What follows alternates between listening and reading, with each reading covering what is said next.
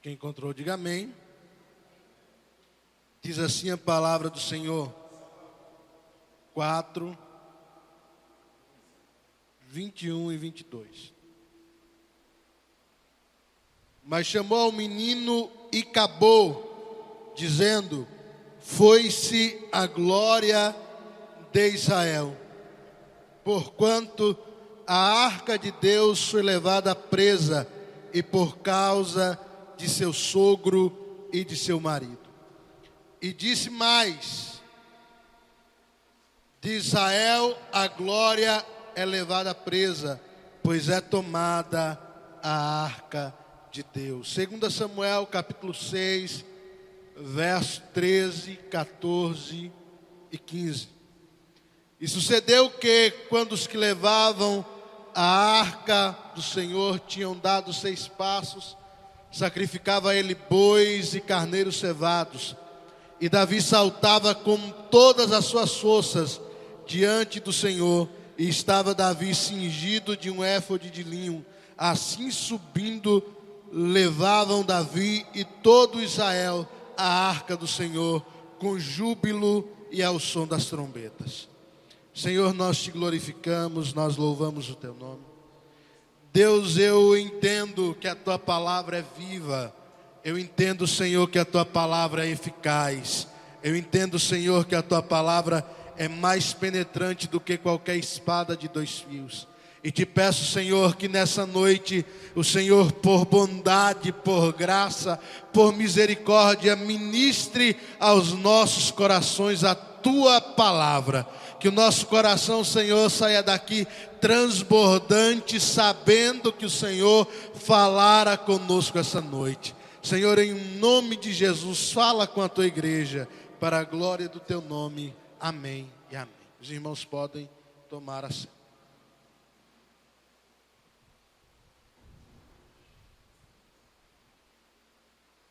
Os 2 livros de Samuel, conhecidos juntamente com os 2 livros dos reis e os 2 livros das crônicas, são tidos como obras do reinado, obras escritas para trazer detalhes acerca dos reis de Israel.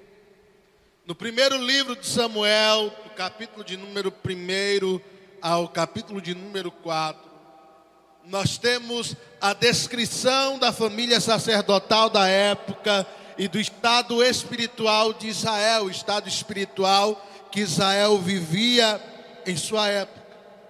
Nós ficamos sabendo, nós somos informados, no capítulo de número 1, que Eli é o sacerdote de Israel. E a sua casa, a casa de sua família, era a ordem sacerdotal que iria suceder a Eli no sacerdócio. No capítulo de número 2, nós temos a vida dos seus filhos, Ofni e Finéias, descritas. E a Bíblia vai nos dizer que Ofni e Finéias, filhos do sacerdote Eli, não tinham o conhecimento de quem era o Senhor, ou não podiam conhecer quem era o Senhor, pois eram filhos de Belial. No capítulo de número 4, em que lemos, o texto vai nos falar de uma guerra que estoura em Israel. E a Bíblia nos diz que o exército de Israel é deslocado para esta guerra, é deslocado para essa peleja. E no meio desse deslocamento, a Bíblia diz que Israel começa a perder a batalha. E alguns homens retornam, alguns homens voltam.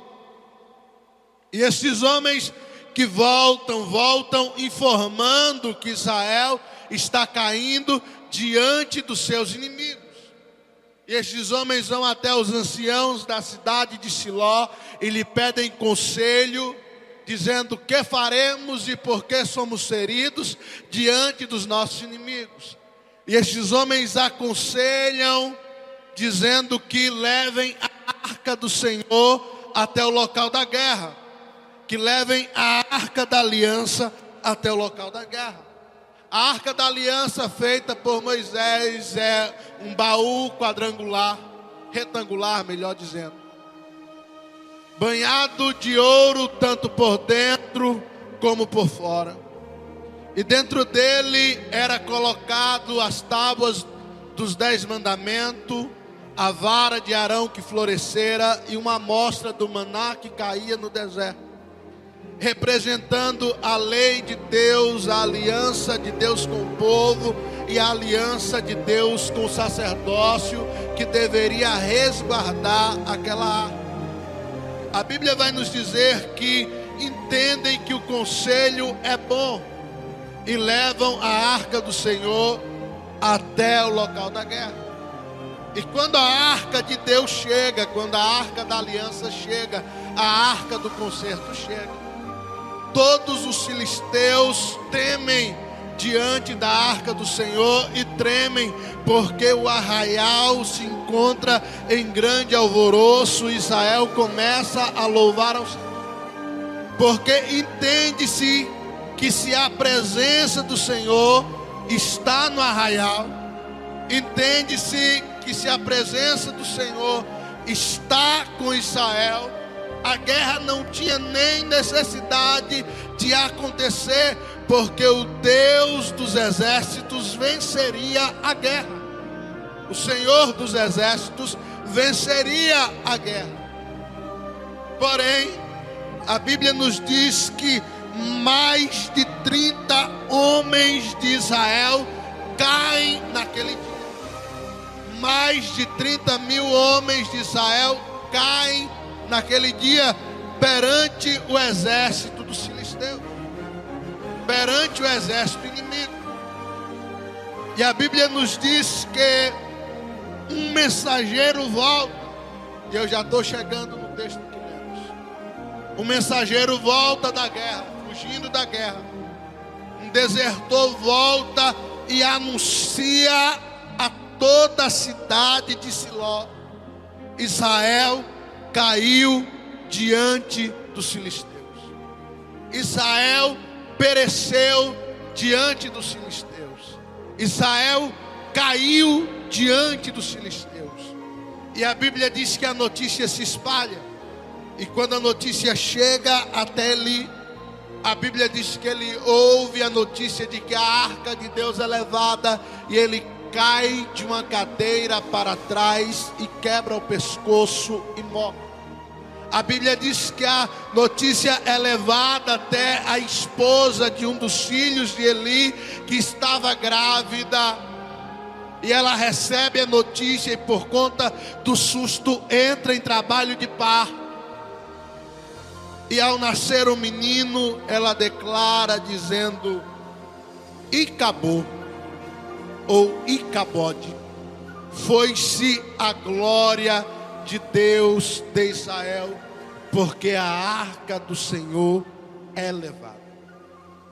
Foi-se a glória de Deus de Israel. Aqui eu quero pontuar algumas coisas.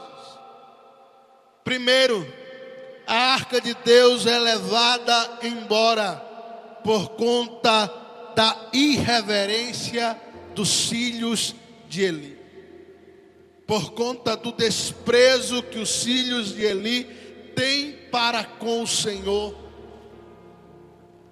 A Bíblia vai nos dizer no capítulo de número 2 de 1 Samuel, que os filhos de Eli, eles desprezavam o culto ao Senhor e a oferta ao Senhor. A oferta ao Senhor, havia um procedimento em que o sacerdote só tomaria alguma coisa daquilo que foi sacrificado depois que o sacrifício fosse entregue primeiro ao Senhor. As primícias eram do Senhor. O primordial era do Senhor. O primeiro pedaço era do Senhor. A primeira oferta era do Senhor. O que é que os filhos de Ofni e Finéias faziam? O que é que os filhos de Eli faziam, perdão? Eles tomavam a primeira parte da oferta para si, e para o Senhor dava aquilo que sobrejava. Primeiro eles pegavam a oferta para si, e o que sobrava entregava para o Senhor. E a Bíblia vai chamá-los de filhos de Belial, porque desprezavam o culto ao Senhor. O primeiro lugar não era de Deus, o primeiro lugar era deles. Em primeiro lugar não era a adoração a Deus, em primeiro lugar era como eles estavam se sentindo. Em primeiro lugar não era o culto ao Senhor, em primeiro lugar era como a vida deles estava. E quantos de nós temos deixado o Senhor em segundo plano? Porque para nós importa primeiro se a nossa barriga está cheia. Para nós importa primeiro se estamos nos sentindo bem. Para nós importa primeiro se estamos nos sentindo à vontade, se estamos de bom humor. E deixamos de lado as coisas do Senhor por conta das nossas próprias ideias, por conta da nossa própria vontade. E a Bíblia os chama de filhos de Belial, porque tratavam como desprezível o culto ao Senhor. Se preocupavam primeiro com o seu bem-estar e depois com a lei do Senhor ou com a casa de Deus. Em segundo lugar, a arca de Deus é levada por conta da irreverência de todo o povo de Israel. Porque todo o povo de Israel sabiam dos crimes dos filhos de Eli. Conheciam os crimes dos filhos de Eli e passavam a mão na cabeça.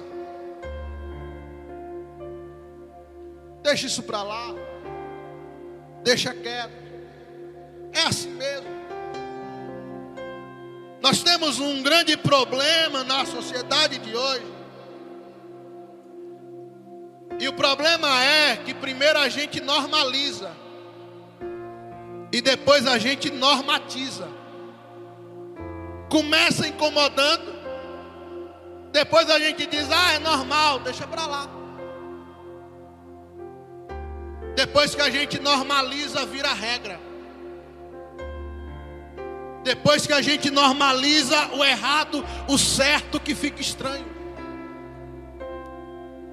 Isaías vai dizer no seu livro, ai dos homens que chamam ao doce amargo e ao amargo doce, e fazem do certo errado e do errado certo.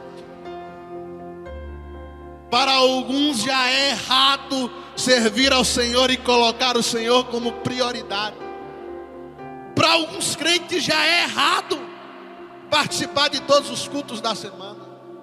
Para alguns crentes já é errado ter muito tempo de oração, porque para ele o normal é não orar.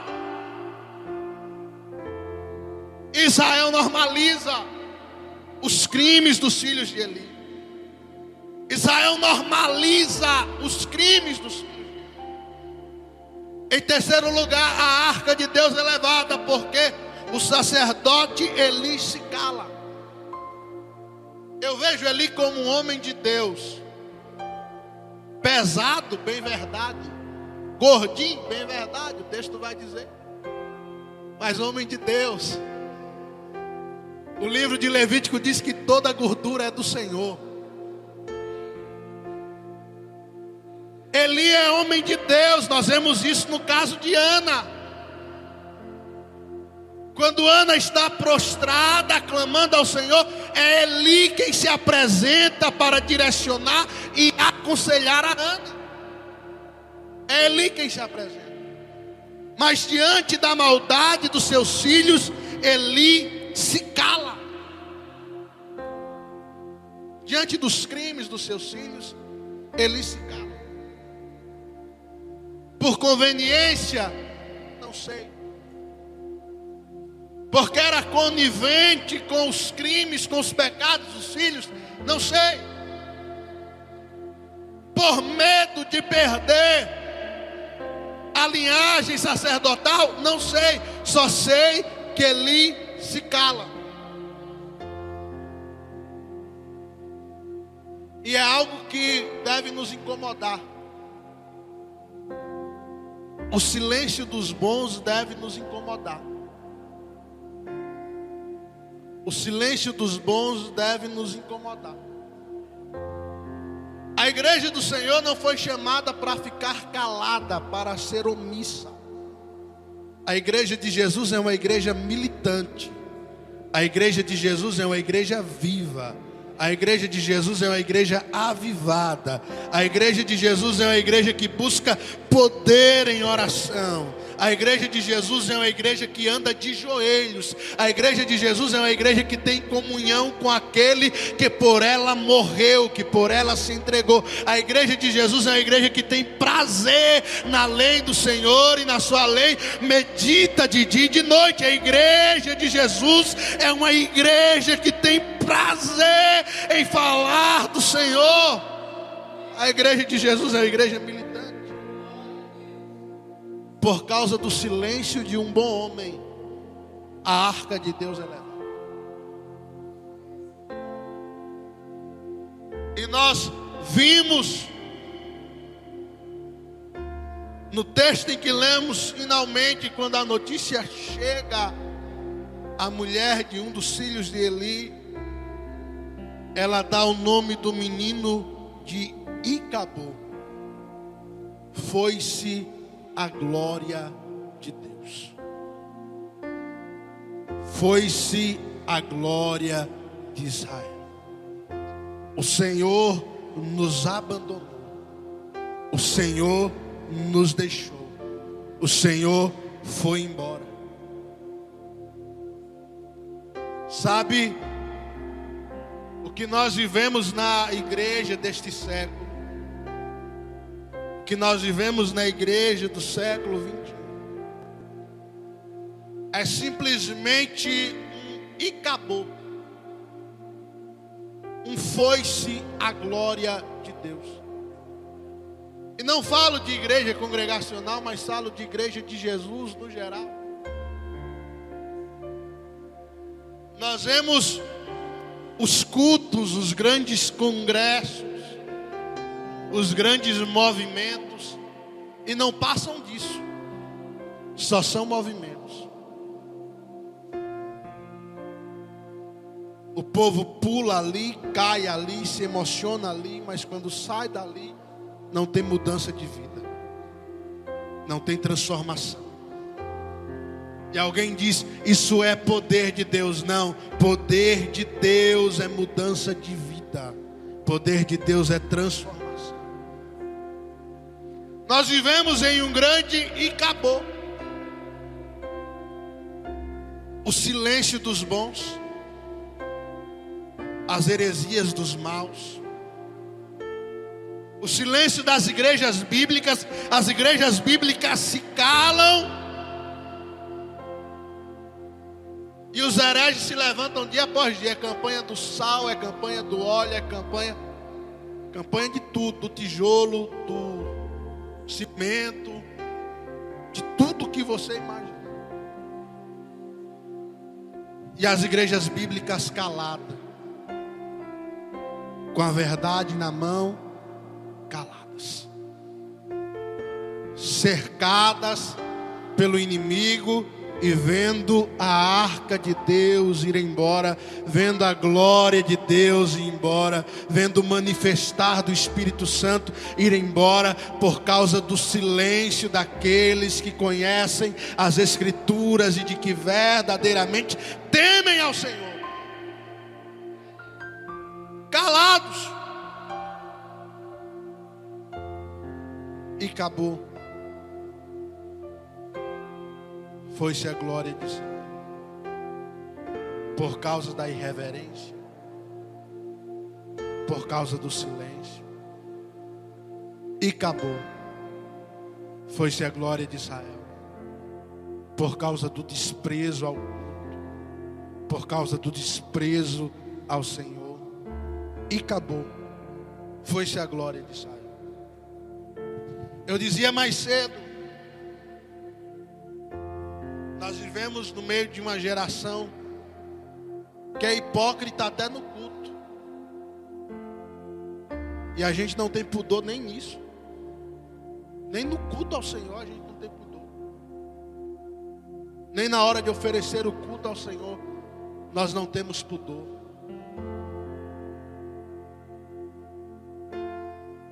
Que o Senhor tenha misericórdia de nós. Que o Senhor se compadeça de nós. Que o Senhor tenha misericórdia de nós. No meio desse cenário, no meio do que está ocorrendo, no meio do que está acontecendo, eu vejo alguns homens se levantando em Israel. O primeiro deles, já no capítulo de número 3, o Senhor lhe aparece em visão. O profeta Samuel. E o profeta Samuel, bem diferente de Eli, ele exerce o seu sacerdócio ouvindo o tempo inteiro a voz do Senhor. Ouvindo em todos os momentos a voz do Senhor. Ouvindo em todos os momentos a voz do Senhor. Mesmo que nós vivamos em um tempo de apostasia, mesmo que nós vivamos em um tempo de negacionismo espiritual, mesmo que nós vivamos em um tempo de cessacionismo de dons espirituais, eu creio que o Senhor irá levantar alguns para exercer o ministério de mesma forma que Samuel exercia, ouvindo a voz do Senhor, sendo visitado pelo Senhor, tendo visões de noite, tendo sonhos de noite, ouvindo Deus que lhe chamava pelo nome de noite. Eu creio que o Senhor quer fazer isso conosco. Eu creio que o Senhor quer fazer isso conosco. O que me impressiona nisso é que Deus não precisa da casa sacerdotal para levantar Samuel. O próprio Deus levanta.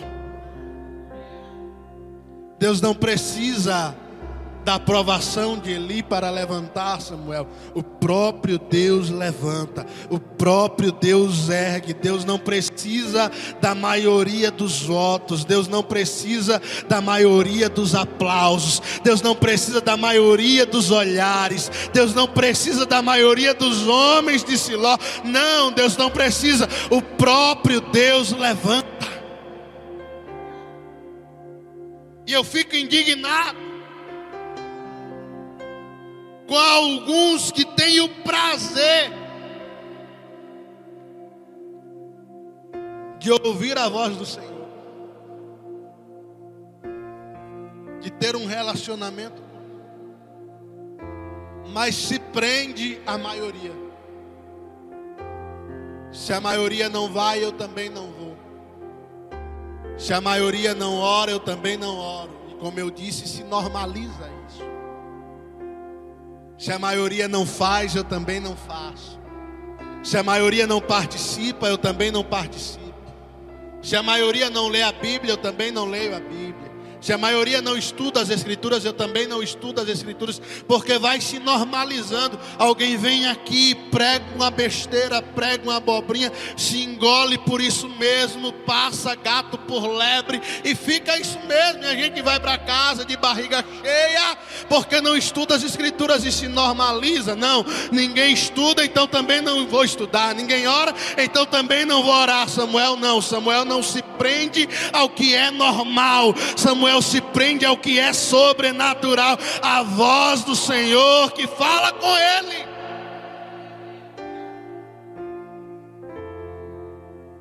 Se eu for me prender ao que é normal, eu não oro, porque o normal é não orar. Se eu for me prender ao que é normal, eu não faço jejum, porque o normal é não jejuar.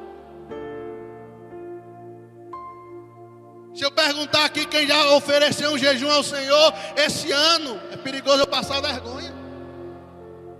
Deixa quieto. Já é o 3º mês do ano e você nunca tirou um dia para o Senhor.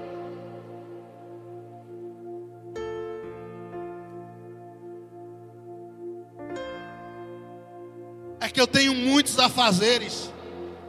É verdade. Todos nós temos. E por isso se normaliza que você já faz muito, mas para Deus você não faz nada. Para Deus você não oferece. A Bíblia diz que a arca é levada, colocada no acampamento dos filisteus, no território dos filisteus. E eles são feridos pelo Senhor com 2 pragas. Eles são feridos pelo Senhor. E depois de feridos pelo Senhor, eles enviam a arca de volta para Israel, para a casa de um filho de um levita. E esse homem fica cuidando da arca do Senhor por 20 anos. 20 anos. E Deus levanta um rei em Israel, chamado Davi. E quando Davi se assenta no trono, Davi sente um incômodo. Que incômodo? Incômodo de que ele não poderia governar sem ter aquilo que representa a presença do Senhor em Israel ao seu lado. Ele não poderia ser rei sem ter aquilo que representava a grandiosidade do Deus de Israel ao seu lado. Ele não poderia trabalhar sem ter aquilo que representava a grandeza do Deus de Israel ao seu lado. Ele não podia exercer justiça sobre Israel sem ter aquilo que representava a presença de Deus ao seu lado. Ele não poderia se assentar no trono e dormir em paz se a arca do Senhor não estivesse em Jerusalém. Eu vou simplificar para você entender melhor. Ele não poderia trabalhar, ele não poderia viver, ele não poderia continuar sem ter a presença de Deus com ele em Jerusalém. E quantos de nós temos normalizado a passar dias sem a presença de Deus, a passar dias sem dobrar os joelhos, a passar dias sem meditar nas Escrituras?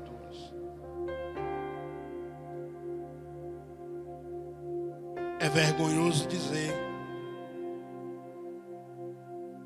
mas nós temos irmãos que passam meses sem orar. É vergonhoso falar, mas nós temos. É vergonhoso dizer, mas a nossa oração, na maioria das vezes, é aquela oração com sono.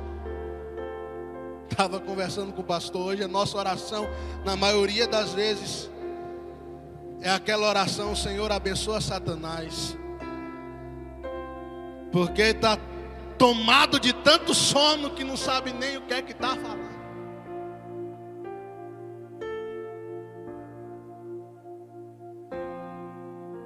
É vergonhoso, mas é real. Porém, finalizando, eu olho para Davi resgatando a arca do Senhor e trazendo ela para Jerusalém. E a Bíblia diz que quando a arca vai chegando perto da cidade, Davi começa a saltar de alegria. Davi começa a saltar de alegria. Davi começa a saltar de alegria. E não satisfeito com saltar, Davi começa a sacrificar ao Senhor, oferecer sacrifícios ao Senhor. Davi não está contente por ser rei, Davi está contente por ter a presença de Deus consigo. Davi não está contente por ter algum poder, não, Davi está contente porque a arca do Senhor está de volta. Quantos de nós não temos mais a alegria em servir?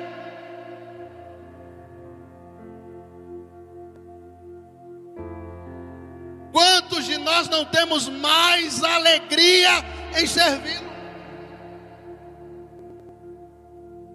Para a gente vir para o culto tem que ser amarrado.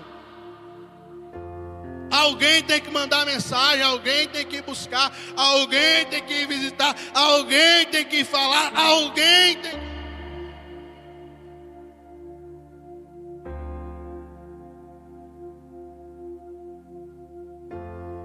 Quantos de nós não temos mais alegria de servir? É tudo difícil para nós. É tudo difícil. Já parou para pensar? Quando se trata do Senhor, é tudo difícil. Se for um compromisso meu, eu dou um jeito. Eu estou cansado, mas não, eu dou um jeito. Aconteceu um imprevisto, um problema, não, mas eu dou um jeito, eu vou. Eu dou um jeito. Mas quando é para Deus, não, Deus entende.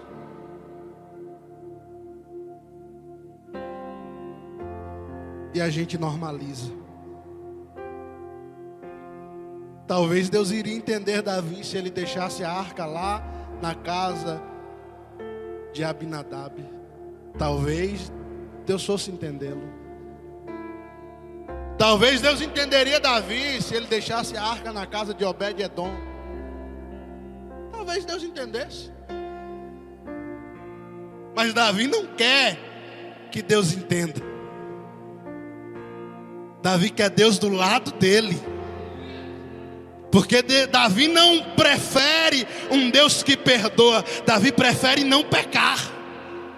Davi não quer um Deus que entende. Davi quer um Deus que ele prefere agradar do que esse Deus venha entendê-lo. Não, você não precisa de um Deus que te entenda. Você precisa agradar ao Senhor. Você precisa ter alegria em agradá-lo. Você precisa ter alegria em cultuar. Você precisa ter alegria em ser privilegiado de estar na presença do Senhor. Estar na presença de Deus é privilégio. Estar perante a face dele é privilégio. Pregar a palavra de Deus é privilégio. Abrir as portas do templo é privilégio. É privilégio. É privilégio. Não é serviço, é privilégio. E nós normalizamos o que é errado. Se coloque de pé.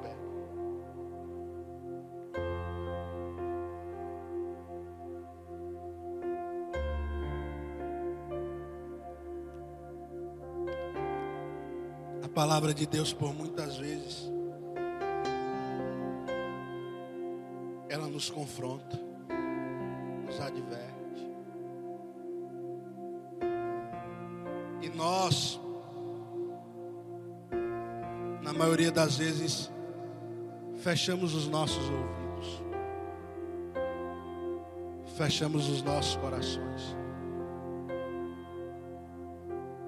Eu quero que você entenda de que não sou eu quem estou pregando, é a palavra de Deus que está falando conosco. Eu tenho dito, eu não sou capaz de convencer ninguém. Se o cidadão passou anos e anos e anos na igreja e ele nunca foi convencido de que está errado, não sou eu quem vou convencer. não sou eu que vou conseguir. Mas nós temos um ajudador. Nós temos alguém que convence. Nós temos alguém que convence. Ele convence do pecado, do juízo e da justiça. Nós temos alguém que convence.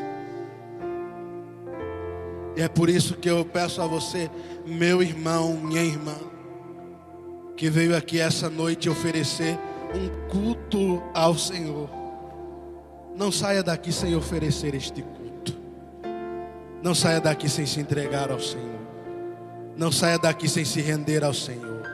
Não saia daqui sem entregar o seu coração ao Senhor. Não seja você como os filhos de Eli. Não seja você como Eli. Mas seja você como Samuel ou como Davi. Diga você: eu prefiro ter a tua presença, Senhor. Eu prefiro viver em tua presença, Senhor. Eu prefiro gastar os meus dias e me desgastar em tua presença. Eu prefiro gastar as minhas energias em tua presença. Eu prefiro, Senhor, dormir no meio da oração, porque estou cansado, mas eu preciso orar. Eu prefiro, Senhor, gastar o meu tempo contigo.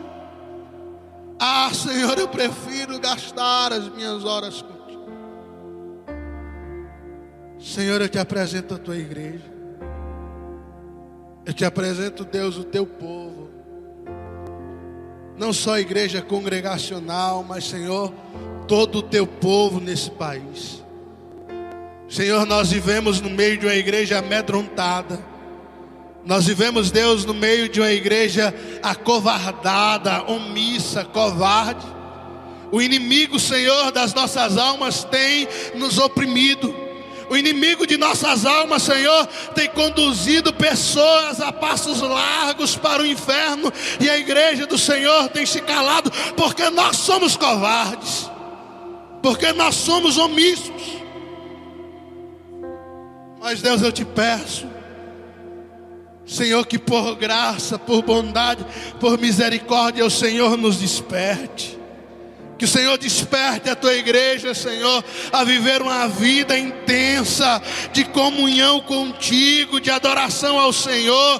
Que o Senhor desperte a tua igreja a viver uma vida intensa, Deus, de oração, de vida, Senhor, regrada na tua palavra, Deus. Que o Senhor conduza, Senhor, a tua igreja na revelação progressiva da tua palavra.